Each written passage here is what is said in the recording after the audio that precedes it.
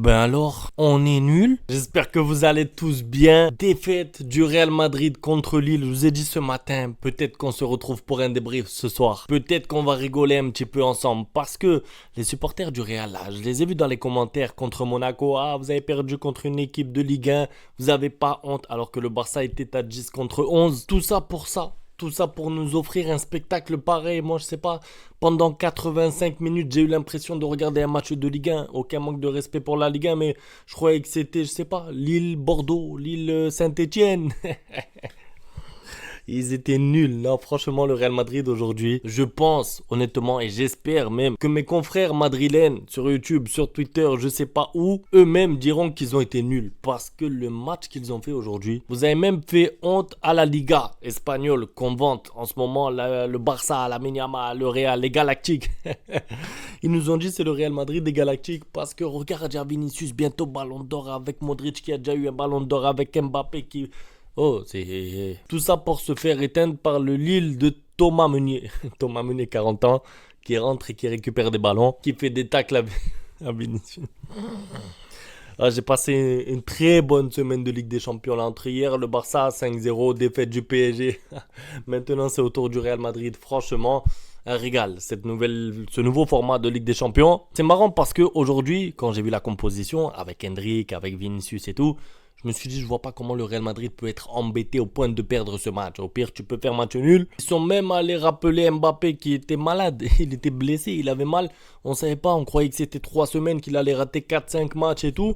Tout d'un coup, Mbappé de retour, convoqué. Ils ont pressé son retour parce qu'ils ont fait match nul contre l'Atlético Madrid, je pense. Ils se sont dit, ça devient chaud pour nous. Il faut commencer à gagner des matchs parce qu'on est nul contre l'Atlético. On va pas être nul aujourd'hui contre Lille. Donc, ils appellent Mbappé et c'est pareil. C'est pareil. Ils sont nuls aussi. Ils prennent des cartons jaunes, ils font des fautes. Je vous dis, j'ai eu l'impression de voir l'Atlético Madrid, moi, dans ce match, parce que le nombre de cartons, je sais pas, je crois que le Real Madrid a pris 5 cartons jaunes, des Bellingham avertis, des fautes de Tchouaméni, des mains de Camavinga qui a peur du ballon, il met les mains. Non, plus sérieusement, on va essayer de revenir un petit peu sur ce match, mais franchement déçu du Real Madrid. Et j'ai même envie de dire l'impuissance. Moi, c'est vraiment le mot aujourd'hui, c'est l'impuissance. T'as l'impression que ce match, il aurait pu durer, je sais pas, 180 minutes consécutives avec un joueur de plus qu'ils auraient pas marqué.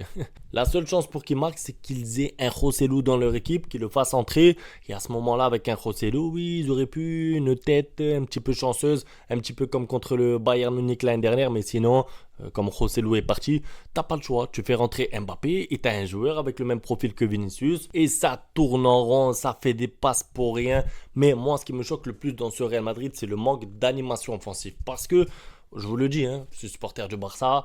Le Barça a perdu contre Monaco, j'étais au stade. Le Barça a perdu à 10 contre 11, mais on a essayé de faire quelque chose. Le Barça a essayé de se chercher, a essayé de se trouver. Il y a eu un semblant d'animation et cela à 10 contre 11. Aujourd'hui, le Real Madrid a 11 contre 11. Il n'y a pas d'infériorité numérique, il n'y a pas de supériorité. C'est un contre un, comme dit Momoeni, c'est des êtres humains. Et le peu d'action du Real Madrid sur tout le match jusqu'à la fin, peut-être jusqu'à la 80e, parce qu'après c'est vrai que Lille était un peu fatigué à cause des efforts fournis et à cause aussi du Real Madrid time, parce que tout le monde connaît le Real Madrid maintenant. Évidemment à la fin on stresse quoi, les équipes elles ont peur de gagner, on dirait. Tout d'un coup ça y est, elles savent plus jouer, elles sont fortes tout le match et arrivé à la 82e minute, tous derrière, des erreurs, l'autre qui perd la balle, presque un partout, presque égalisation. Donc bon, il n'y a pas eu d'égalisation, c'est bien. Là où je veux en venir, c'est qu'ils n'ont rien proposé le Real Madrid. Ça veut dire que moi, si je suis supporter du Real Madrid, je regarde ce match du Real Madrid avec le nom qu'il y a aligné des Tchouaméni 100 millions, parce que il y en a qui vont me dire ouais mais le milieu ça manque de créativité, c'est vrai, je vous l'accorde, mais oh, on parle quand même d'un milieu de 100 millions d'euros là. Bellingham, le milieu Tchouaméni pareil 100 millions, tous les joueurs ils coûtent 100 millions là-bas, donc au bout d'un moment il faut qu'il y ait un peu de rentabilité aussi, et ça doit être des joueurs qui peuvent aussi créer du jeu, parce que c'est bien d'être solide, c'est bien de défendre, c'est bien de jouer contre Manchester City tous derrière à l'agonie, on se sacrifie parce que on est pour Madrid et parce qu'on aime le blason et tout. Moi d'accord, ça, il n'y a pas de problème, mais avec l'effectif que tu as, proposer un football comme ça, franchement c'est limite honteux, je vous le dis, parce que l'effectif actuel du Real Madrid c'est top 2 mondial, c'est top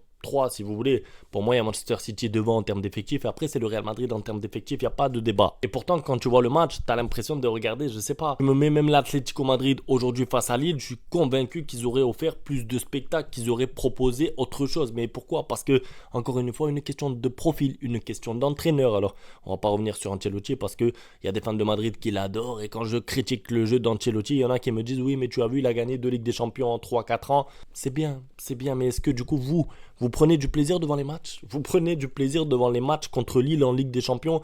0 but, pas d'action, rien. Contre l'Atlético Madrid, pareil, tu te fais dominer par Lille pendant une mi-temps. Ça veut dire que pendant la première mi-temps, d'accord, ils ont marqué sur penalty à la fin de la première mi-temps, mais si on parlait de mérite à la mi-temps, c'était Lille qui avait fait une meilleure mi-temps. Et pourtant, ils ont un effectif 15 fois inférieur au tien. Ils n'ont pas les joueurs que tu as toi, ils n'ont pas le banc que tu as, parce que tu fais rentrer Modric, ancien Ballon d'Or, tu fais rentrer Mbappé.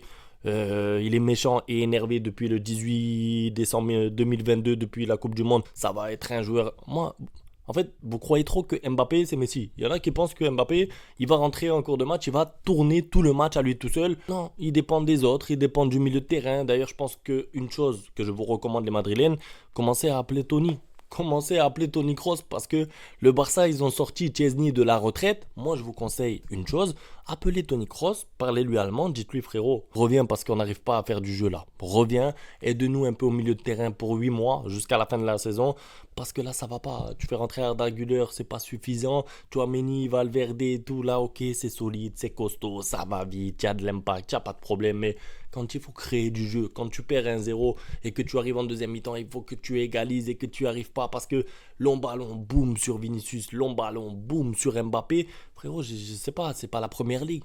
C'est pas la première ligue là quand même. Tu es au Real Madrid, il faut pouvoir créer du jeu. Tu joues avec 3 milieux de terrain, presque 4, presque 5. T'as Modric qui est rentré toi et tu n'arrives pas à créer de jeu. Donc l'animation, le manque de créativité au milieu, ça c'est une chose. Maintenant, je pense qu'on peut parler aussi un petit peu des individualités décevantes parce que Vinicius, moi je veux bien, il provoque tout ce que tu veux. Il va avoir le ballon d'or dans quelques semaines, d'accord, mais là c'est la saison de la confirmation pour Vinicius. Ça veut dire que ça y est, en fait, ça y est. C'est plus une future étoile, c'est une étoile. Il va être ballon d'or, on le sait. C'est bien, on l'applaudira. Je ferai une vidéo, je dirai bravo Vinicius. Mais quand tu es au Real Madrid, et ça a été le cas de Ronaldo, ça a été le cas de plein de grands joueurs, une grosse saison ne suffit pas. Alors il y en a qui vont me dire, il en a fait 2 des grosses saisons, il en a fait 3. Tu es titulaire au Real Madrid, tu vas avoir ton premier ballon d'or, il faut que tu enchaînes les saisons au top niveau. Le début de saison de Vinicius, moi c'est que mon avis, je le trouve mitigé, moyen, sauvé un petit peu par des pénaltys par-ci par-là, provoque beaucoup moins en 1 contre 1, perd des ballons bêtement, prend trop son temps. En fait, il commence, je trouve, à se regarder jouer. Avant, il prenait... Ça veut dire qu'avant, je me rappelle, j'ai connu le début de carrière de Vinicius au Real Madrid. Il prenait la balle, boum, il l'éliminait. Il était trop méchant, dangereux. Des fois, c'est vrai qu'il allait tout seul en sortie de but. Des fois, c'est vrai qu'il tirait mal en touche, en 6 mètres.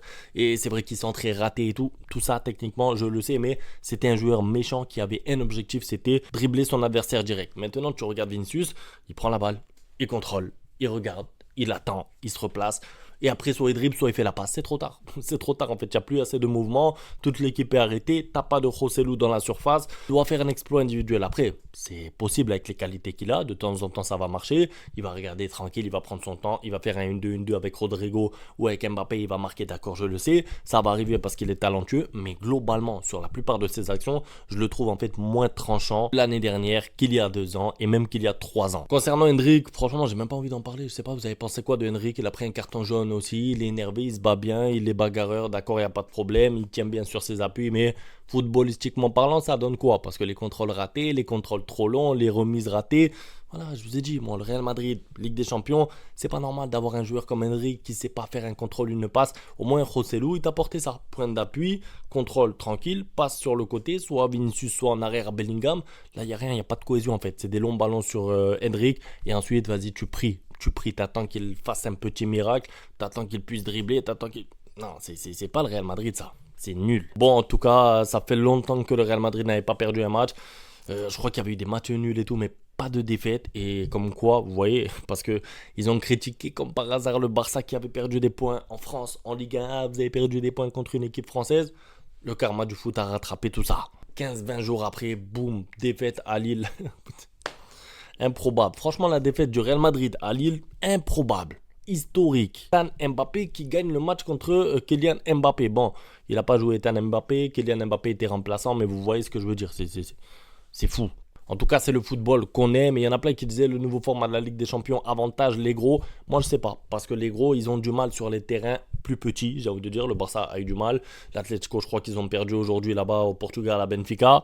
Le Bayern était mené 1-0 un peu avant la fin aussi là-bas en Angleterre. Donc les gros vont perdre des points aussi. C'est pas des matchs gagnés d'avance. C'est tout pour la vidéo. En tout cas, j'ai pris du plaisir à la faire. Sachez-le. Désolé Madrilène, mais quand vous êtes nuls comme ça, moi je me régale. Voilà.